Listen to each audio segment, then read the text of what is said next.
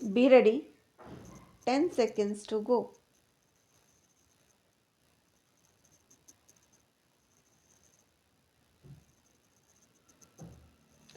Start. Even if all things enumerated above are favorably placed, there still remains the need for enlightened and committed leadership. Your own experience in 1963 amply fortified what I want to say now.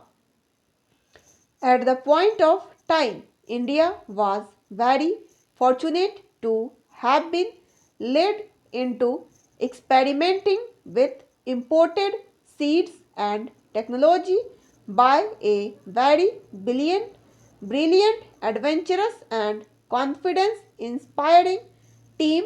Mr. C. Subramaniam was then the Union Minister of Agriculture, but by himself could have achieved precious title if the bureaucracy led by the secretary Mr. Siv Raman had not supported him to the hilt with his well digested brief. But both of them still would have perhaps been inadequately of India's most far-seeing scientist, Dr. M. S. Swaminathan, were not there to relate the available research and information with the desirability of taking such an initiative. All the three persons from the south stood true and firm in taking the most unwelcome decision of importing 18,000 tons of Mexican seeds in 1966, even if each one of them could have lost his head in the bargain. It was a show of administrative and political will at their best. There was many more friends who contributed their might to the success of the wheat revolution in India in no significant a manner. Happily, I can place many of them beaming smiles at me in this august audience. I compliment them on having participated in this high drama at a momentous period in the history of the nation. For it is not so simple to manage to import new technology, particularly in the traditional societies such as India. But it is the illiterate farmer who did not trick with such an ease. Let me here remind my listeners that it is not the scientist but the farmer that finally produces the food, not that the role of scientist is not important, but the new technologies produced by them have got to be demonstrated to the actual producers, which means the farmers, before they are able to translate dreams into realities.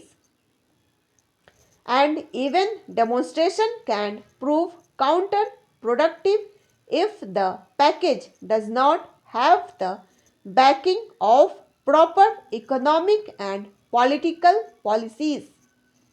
Hence, a good amount of homework has to precede the actual challenge in agricultural practices.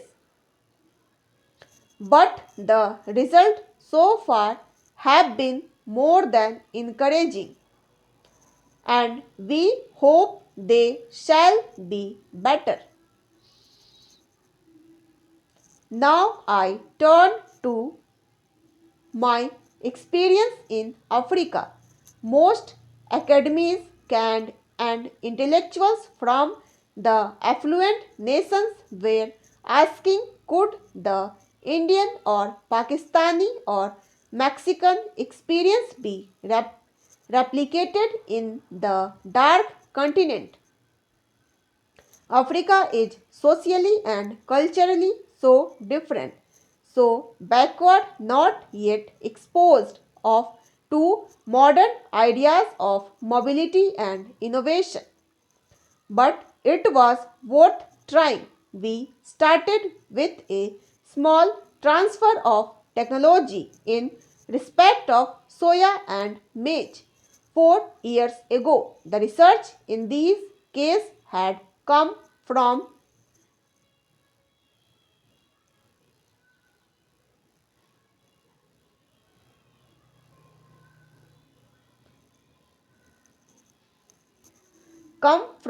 one India. Private companies are incredibly strong, deep and varied by comparison with all these major rivals, which also helps explain why it tends to rise a fall with global trends.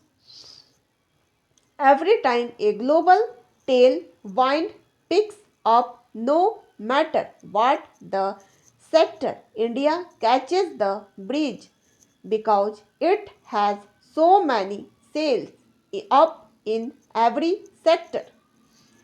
Both the Indian stock market and the economy have steadily outperformed other emerging markets over the past 3 decades, and the basic trend should roll on for the foreseeable future. India's economy now seems to move like a vast oil slick on the global sea.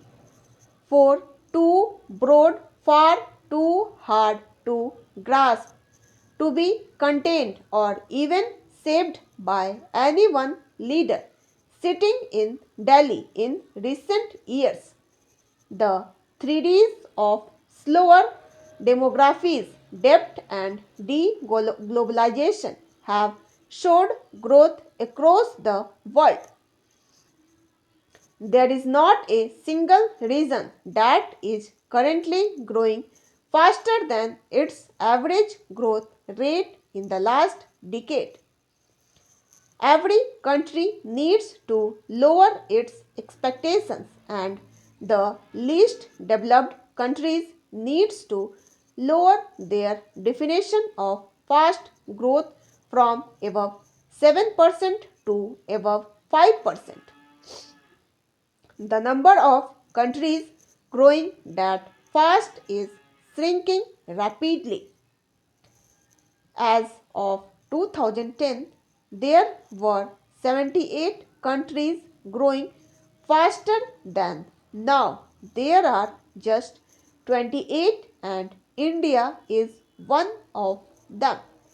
Whether you believe official growth statistics or not,